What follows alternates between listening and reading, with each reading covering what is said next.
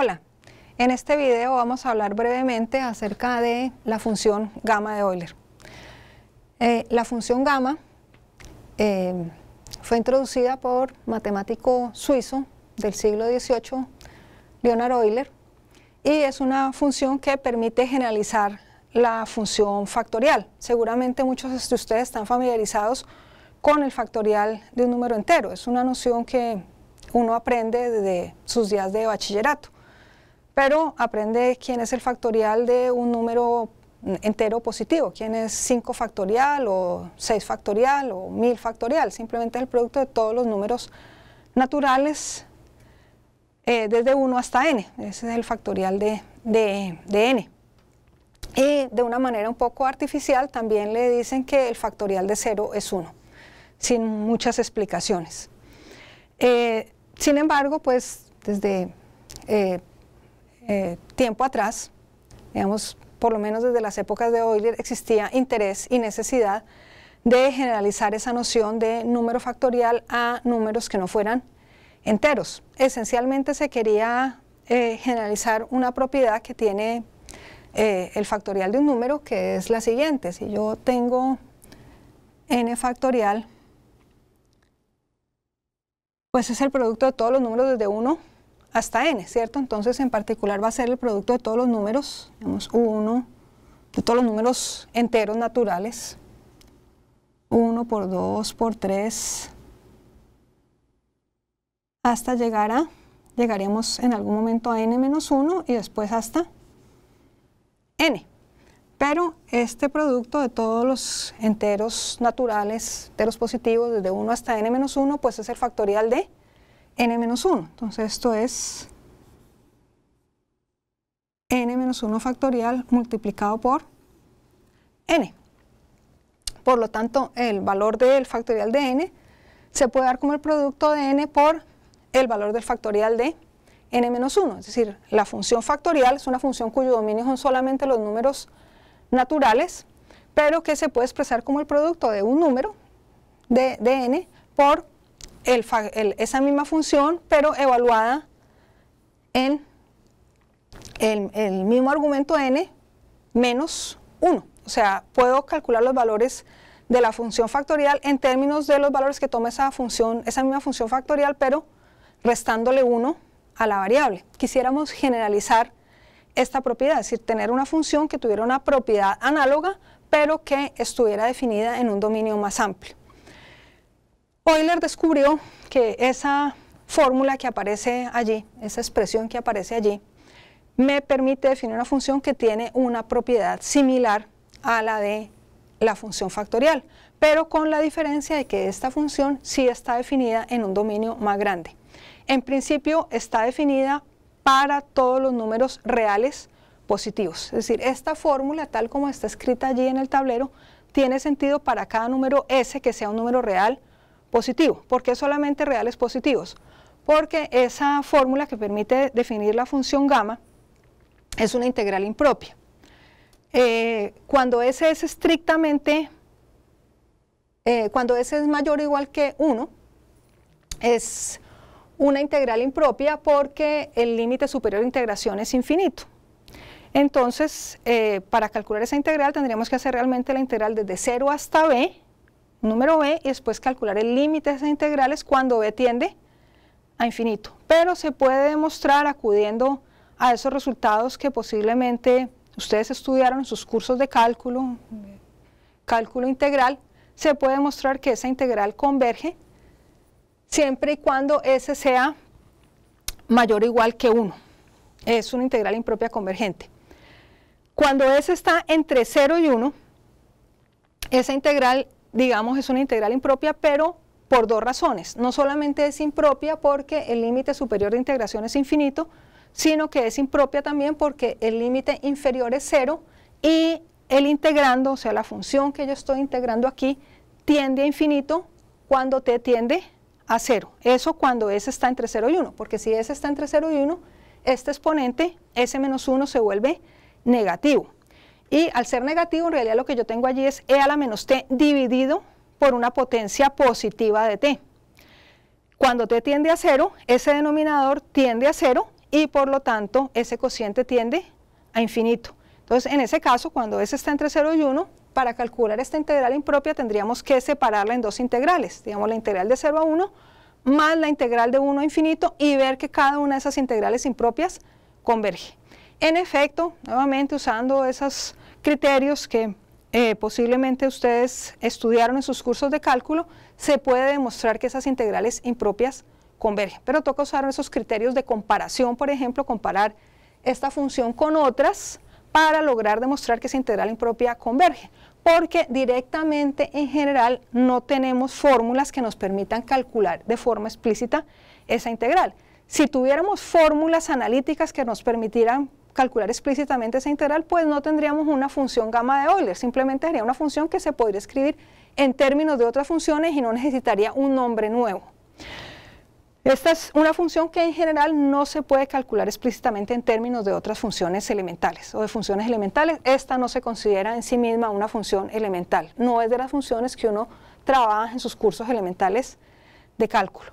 Aunque para ciertos valores de la variable s se pueden calcular los valores de la función gamma de Euler de manera explícita. Como cuestión de notación, usualmente, tradicionalmente, se usa la letra griega gamma mayúscula. Este simbolito que tengo escrito allí es la letra griega mayúscula. Se usa esa letra para denotar la función gamma.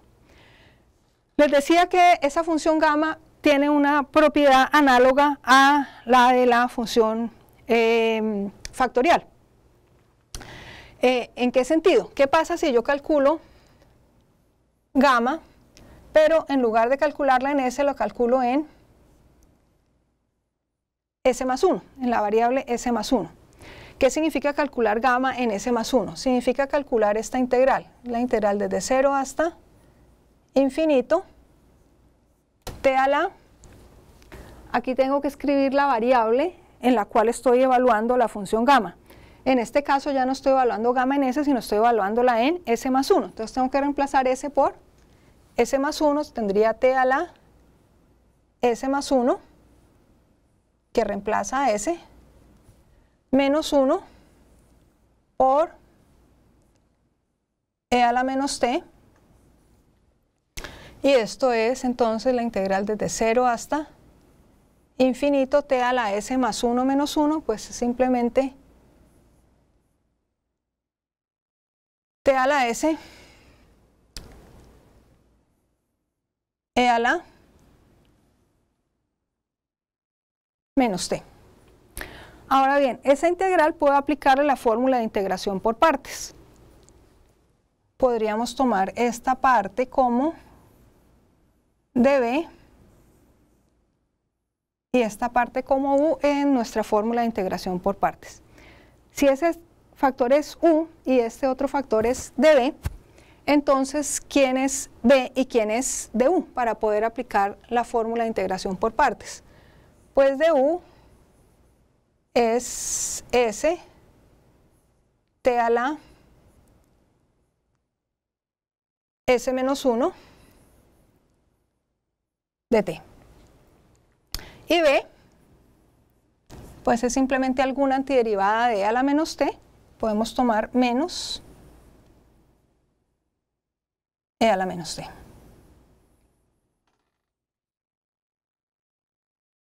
Y apliquemos fórmula de integración por partes. Entonces esa integral es igual a u por b, que sería menos t a la s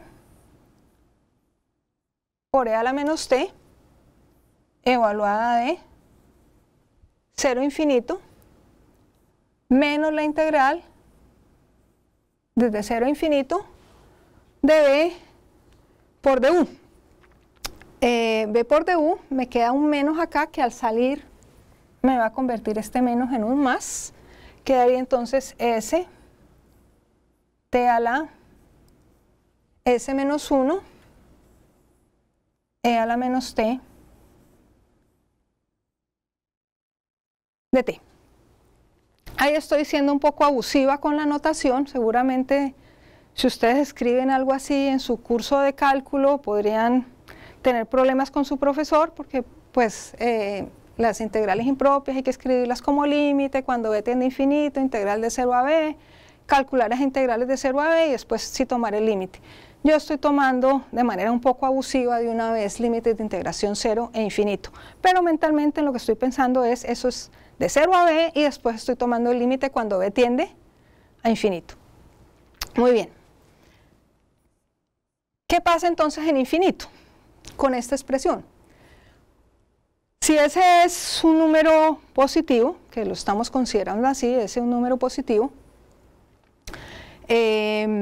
pues aquí tendría una expresión indeterminada, ¿cierto? Infinito por 0, porque t a la s tendería a infinito, pero e a la menos t tendería a 0. Sin embargo, es bien conocido que ese tipo de productos indeterminados, en ese tipo de productos indeterminados, el que manda la parada es el factor exponencial, ¿sí? Este e a la menos t que tiende a 0, esto equivaldría a tener t a la s sobre e a la t.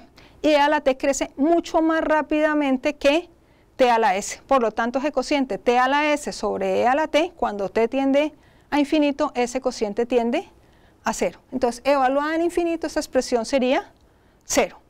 Menos esa misma expresión evaluada en 0, pero esta expresión evaluada en 0, pues otra vez da 0, porque tendría 0 a la s por e a la 0, 0 a la s pues es 0 por 1, me da 0. Entonces, esta expresión es 0 menos 0, me da 0. Ya al hacer esta evaluación, esto da 0. Aquí tengo esta integral, este factor s no depende de la variable de integración t, puedo sacarlo fuera de la integral. Entonces tendría 0 más s integral de 0 a infinito, t a la s menos 1, e a la menos t. Aquí tengo un pequeño errorcito, faltó el signo allí. Este es e a la menos t. Integrado respecto de t. Pero si ustedes observan esa expresión, esa integral del final, eso no es otra cosa que la misma función gamma, pero ahora sí evaluada en s. O sea, esto no es otra cosa que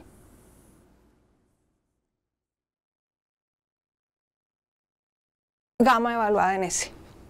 Por lo tanto, ¿a qué hemos llegado? A que gamma evaluada en s más 1 es igual a s multiplicado por gamma de s. Tengo entonces esta importante propiedad que satisface la función gamma. Gamma evaluado en s más 1 es igual a s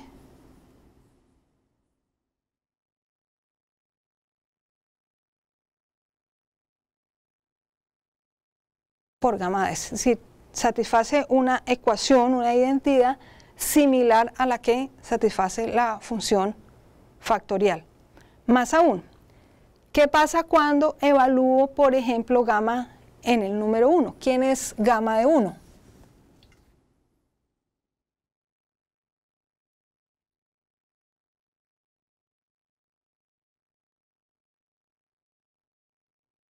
Gamma de 1, de acuerdo a nuestra definición, es la integral de 0 a infinito t a la s menos 1, en este caso s es 1, entonces tendría t a la 1 menos 1, multiplicado por e a la menos t integrado respecto de t. Pero t a la 1 menos 1 es t a la 0, t a la 0 es 1, entonces simplemente la integral de 0 a infinito e a la menos t de t. Y nuevamente, sin ser muy rigurosos en la notación, calculemos esta integral impropia. Integral de 0 a infinito de e a la menos t, pues una antiderivada de e a la menos t es menos e a la menos t. Menos e a la menos t evaluada de 0 a infinito. En infinito, esta función toma el valor 0. Menos, menos, me va a quedar más esta función evaluada en 0, que es 1. Es decir, gamma de 1 vale 1. Tenemos calculado ese valor, gamma de 1 es igual a 1. Por lo tanto, ¿qué pasa cuando yo calculo gamma en un número entero positivo de la forma n más 1? ¿Quién es gamma de n más 1? De acuerdo a esta identidad que hemos deducido para la función gamma, gamma de n más 1 es n veces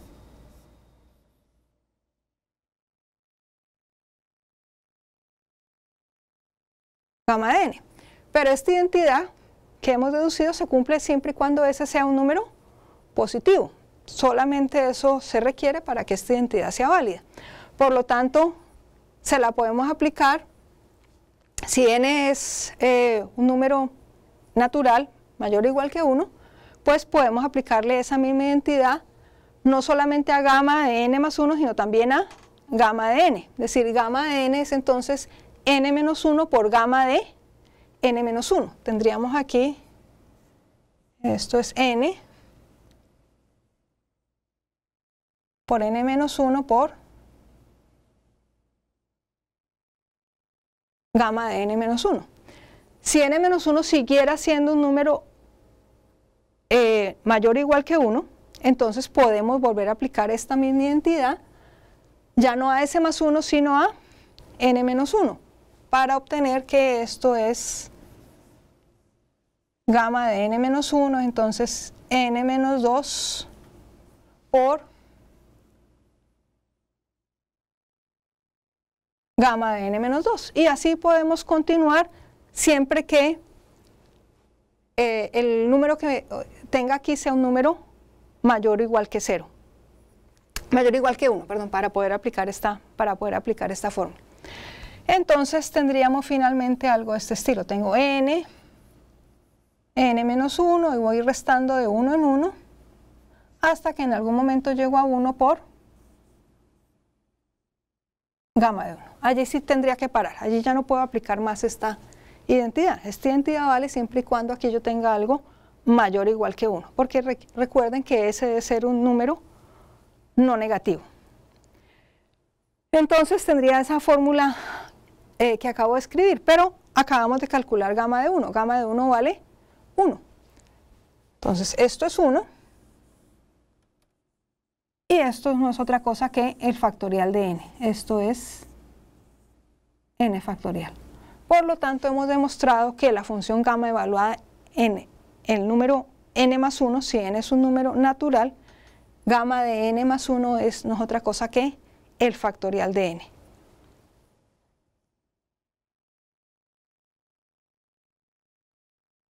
Gamma de n más 1 es n factorial. Es decir, hemos demostrado que lo que habíamos anunciado es cierto. La función gamma me permite generalizar la función factorial. La gran ventaja es que ahora gamma está definida no solamente para números naturales, sino para cualquier número no negativo. Tendríamos la función gamma, que de hecho si se hace su gráfica, es algo de ese estilo. Esa sería la función gamma definida para valores de S positivos. Es decir, esta es la función gamma definida por esta fórmula. Gamma de S integral de 0 a infinito t a la S menos 1 e a la menos t de t. Pero por los problemas que les mencionaba respecto de la convergencia de esa integral, solamente estaría definida para números reales positivos. Y con la propiedad interesante de que gamma en n más 1 no es otra cosa que el factorial de n. Es una función, por lo tanto, que crece muy rápidamente. Para valores grandes de la variable s, gamma de s es un número gigantesco. Se puede, sin embargo, ampliar un poco más el dominio de la función gamma. ¿De qué manera? Pues recurriendo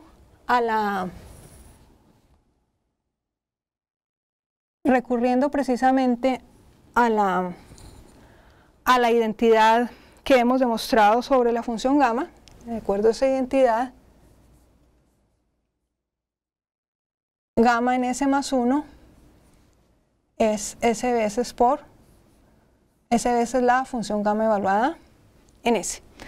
Esa identidad me permite saber los valores de la función gamma en un intervalo de longitud 1, si conozco los valores de la función gamma en un intervalo de longitud 1, pero que esté a la izquierda del intervalo donde ahora quiero calcular los valores de la función gamma. Es decir, en otras palabras, si yo conozco la función gamma en el intervalo 0 a 1, pues voy a poder calcular los valores de la función gamma en el intervalo 1 a 2, conociendo los valores de la función gamma en 1 a 2, lo puedo calcular en 2, 3, y conociendo en 2, 3, lo puedo conocer en 3, 4, y así sucesivamente. Es decir, me basta conocer los valores de la función gamma en un cierto intervalo para poder calcular, calcular los valores de la función gamma en intervalos subsiguientes. Sin embargo, yo podría usar esa identidad un poquito al revés. En vez de que me sirva para calcular los valores de la función gamma en intervalos subsiguientes a partir de los valores de la función gamma en un cierto intervalo, podría echar hacia atrás, reescribiendo esa identidad. Es decir, yo puedo despejar de allí gamma de S en términos de gamma en S más 1. Esta identidad, ¿qué dice? Dice, si conozco los valores de la función gamma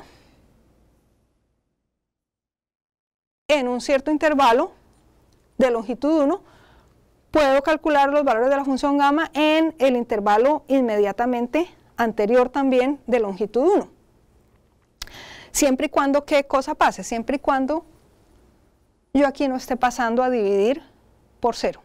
Entonces, eso me va a permitir, si yo conozco los valores de la función gamma aquí en el intervalo 0, 1, que los conozco vía el cálculo de esa función gamma usando su definición, usando la integral, entonces conozco los valores de la función gamma en el intervalo 0, 1, entonces podría, digamos, no calcular los valores de la función gamma en el intervalo menos 1, 0, porque en ese intervalo todavía no tengo definida la función gamma, pero sí puedo usar esa fórmula para definir la función gamma en el intervalo menos 1, 0. Es decir, la tengo definida en 0, 1 y puedo usar esta identidad para dar valores, para definir los valores de la función gamma en el intervalo menos 1, 0. Con un problemita en los extremos, ¿cierto? Porque, digamos, si S está entre menos 1 y 0, pues S más 1 va a estar entre 0 y 1. Entonces, si S está entre menos 1 y 0, S más 1 está entre 0 y 1. Por lo tanto, tengo definida la función gamma para todos estos valores. Pero, ¿qué pasa en los extremos? ¿Qué pasa en menos 1 y qué pasa en 0? Si S es menos 1, pues S más 1 es 0. Allí no tengo definido el valor de la función gamma, entonces no puedo tampoco hallar el valor de gamma en menos 1, porque para poder dar el valor de gamma en menos 1 tendría que poder dar el valor de gamma en 0, y eso no lo tengo. Entonces gamma sigue estando indefinida en menos 1. ¿Qué pasa en 0? Si yo quisiera definir gamma en 0 usando esta fórmula, pues tendría que dividir al lado derecho por 0. Eso tampoco está permitido, entonces no puedo definir el valor gamma, el valor de la función gamma en 0. No puedo definirlo ni en menos 1 ni en 0, pero sí puedo definirlo en todos los valores intermedios entre menos 1 y 0 vía esta fórmula.